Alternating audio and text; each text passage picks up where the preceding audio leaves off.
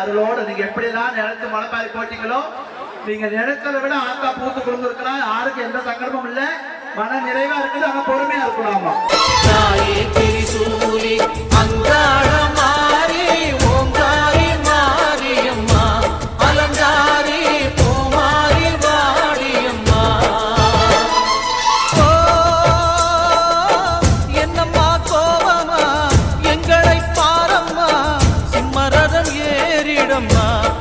முன்னாலே வந்து நடமாடிடும்